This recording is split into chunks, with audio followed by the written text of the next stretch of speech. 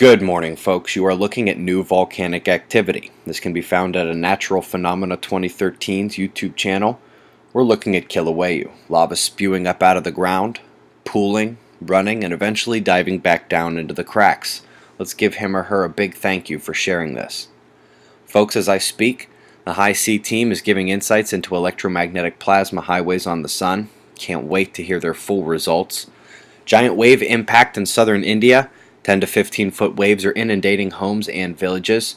Meanwhile, across the planet, the Tungurahua volcano in Ecuador appears to be building pressure and also appears to be plugged. That's how the champagne bottle pops and you get a major eruption. It's a little late to get out of the way, but just in case anyone watching here is not ready for Typhoon Rumbia, she's arrived.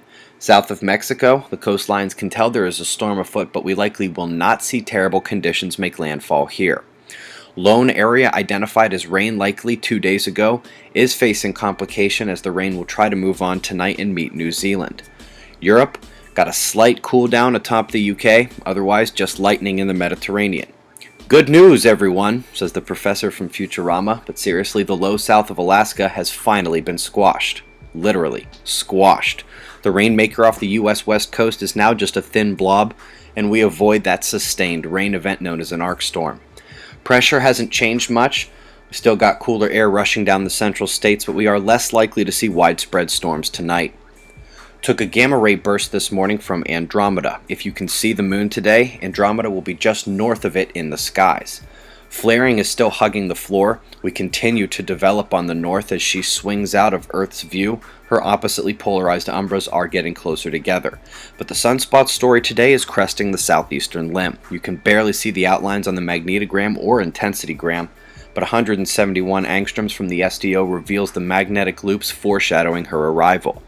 Remember, the sunspots are where the magnetic fields inside the sun emerge through the photosphere, capturing plasma and charged particles in the magnetic field and guiding them along these lines.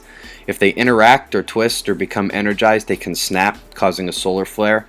This process is better explained along with the rest of this material that might seem like gibberish if you just got here in the video, How to Watch the Sun. Meanwhile, the KP index is on the decline. We did take the CME impact yesterday, but it was very, very minor, barely even perceptible on the solar wind data. The speedier particles of the coronal hole stream were the story, and they did peak over 600 kilometers per second. Electron flux continues to rise, and that energetic flux is complemented by the geocentric conjunction of Venus and Ceres 1 today, while Earth heliocentrically conjoins Pluto. Both of those could be complemented soon by this large northern coronal hole. Umbral field is still closed, but the left edge does appear to be opening our way. Only one 5-pointer in the last 24 hours. It was near Antarctica. Still only one major quake in 2 weeks. We're overdue and have the potential for all 3 quake factors to be present in the next 24 to 48 hours. Tell you what, I'll hope for continued quiet and Earth seismicity.